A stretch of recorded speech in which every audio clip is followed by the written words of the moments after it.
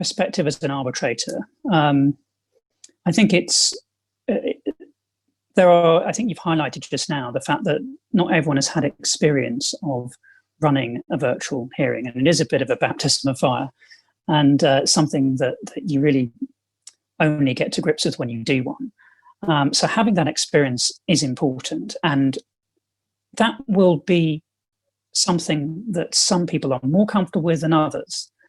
So for some arbitrators, the prospect of holding a virtual hearing is going to be something that's less comfortable to them, because they may not be used to it. They may be worried about the technology, and if something goes wrong with the technology, how does that affect the hearing?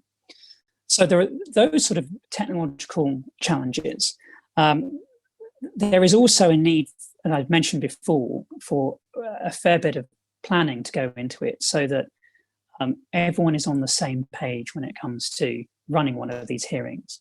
And it's important because both parties need to have that chance to present their case. And you can see with problems like slow internet connection or a drop line can create problems which a party might try to use their advantage later on and say they didn't have a fair chance to present their case because of those difficulties. So an arbitrator has to be really on top of all of those and be mindful of ensuring that the procedure as adopted and as enacted is carried out fairly for both parties.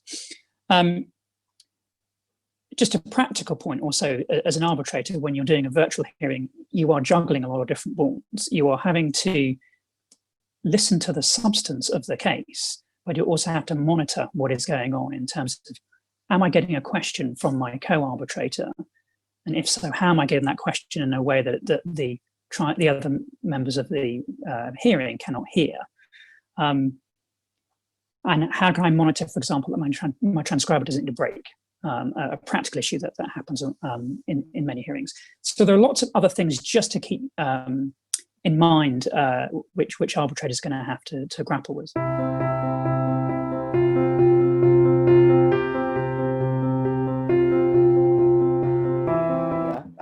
We can categorize 3 types of hearing. One is the physical hearing space, which is the more conventional way, whereby everything is set up like the screen behind me. You just have to walk in, everything is ready. And we have a 140-inch LED TV right here. So you can talk about very clear resolution in high definition in terms of looking at each and every one of the parties. Now, the second one will be the hybrid virtual hearing, where most of the party will be located, let's say at Maxwell Chambers, and then remote parties will be bridging from overseas, for example, like United Kingdom, Europe, US, Australia, and China, for that matter. And then we talk about the full remote virtual hearing. I think this is where Timothy was touching on earlier on, which proved to be, I think, somehow a great difficulty sometimes for my moderators, because we do provide for all 3 different types of hearing. So for the recent remote virtual hearing, although we had a moderator on board whereby they will scrutinize the parties, whether they have muted accidentally or muted their video accidentally, and they will be talking for hours without realizing that they were muted. So the moderators play a very important role. They have to be attentive. They have to be very aware what's going on in the meeting room, unless they were asked not to be present. Then, of course, that's a different story altogether. And again, they are able to video the entire process, so that helps as well. But we need them to sign a disclaimer to say that, yes, I would like this session to be recorded, or no, I do not wish for these sessions to be recorded, and they do not need a moderator. So these are some of the forms that we have provided for our users to ensure that they know what they are in for, and if they choose not to have anything video, we have to ensure that nothing is being videoed. So we talk about the security and all that. I can't promise all the multiple remote parties have high connectivity.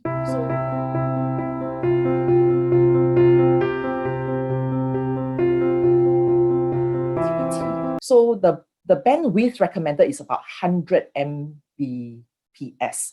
So that is the recommended bandwidth for your Wi-Fi connectivity. So it is also mentioned to me that sometimes house Wi-Fi fails you as well. So what do? Then you have no choice but to use your iPhone or your Android mobile devices, use your hotspot, There is another way. I have a party who used their hotspot, and surprisingly, it gave very good Wi-Fi connectivity.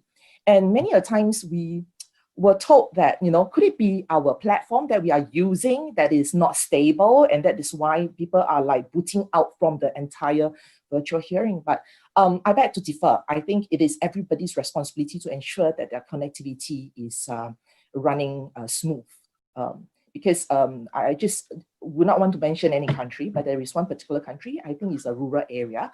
So the connectivity on their end seems to be very low. So what happened is when all the parties started questioning about the platform, there could be an issue with the platform and all that.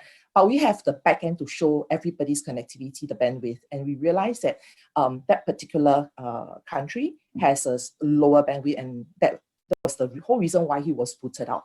So I think every parties must play their role to ensure that they have good connectivity. And I would recommend to have a earpiece. Try not to use the Bluetooth ones, because sometimes the battery fails you, and you also lose in some loss in transition. And the plug-in earpiece with microphone is the best, because they kind of block out all your environment and all that. A suitable room. Everything starts coming to play. And if you talk about connectivity, it is better if you can hook with the Ethernet cable directly plug in. I think that would give you a better quality connectivity. Okay. The one thing good about Maxwell Chambers is we have extra large room that can accommodate all the 1 meter distancing. So I think for that, we will be expecting more and more parties coming back to use the premises and perhaps do the hybrid HR virtual hearing.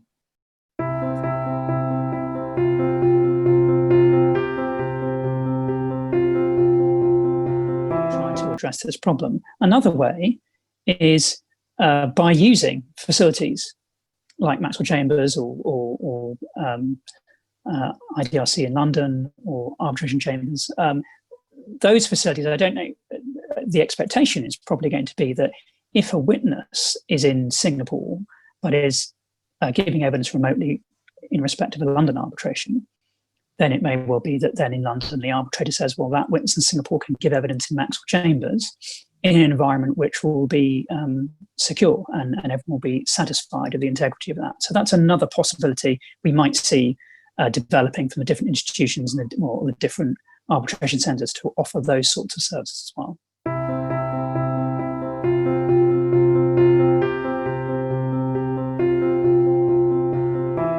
From it will be good. And what we do over at Maxwell Chambers is every time you engage our services, we will prep you with a checklist. So the checklist will be forwarded to you so that you will know that, okay, you have everything ready, the lighting, the camera, whatever you have, everything is ready. We'll do a test run for you. So the moderators will go through step by step the test run just prior before your actual hearing. So that's what our moderators does. And also we do have some clients or parties who have difficulty even to maneuver and navigate their own computer. So with their permission, we are able to take over the control of their computer. It's no rocket science. It's just a service that we render. So we will just go in and help you set up your BlueJeans or your Zoom, which is one of the more stable platforms that everybody is using at this current moment. But talk about security. We do have our own server on site at Maxwell Chambers. So we have firewall, layers of firewalls after firewalls to secure our Wi-Fi connectivity. So that Maxwell Chambers deliver that promise that your Wi-Fi connectivity and the firewall is up, so it's secure. But we can't promise, the platform that comes along with it, like Zoom. There was a recent news report that Zoom was being hacked. In fact, come to think about it, I think it was about a month and a half ago. I probably think that they could have resolved it by now. So, but then again, everybody feels that Zoom is the platform to go because quite honestly, for BlueJeans, we use them very often because of the stability. But for Zoom, I think we use them because it's so user-friendly. I believe a lot of parties has to agree with me. It's so user-friendly. And you can look at 50 parties at one point. And I thought that was wonderful. So these are some of the pros and cons you have to look when you want to have a certain platform that you'll be using for your virtual hearing. So we have also tied up with, we have started an alliance with in Canada, the Arbitration Place, and IDRC in London.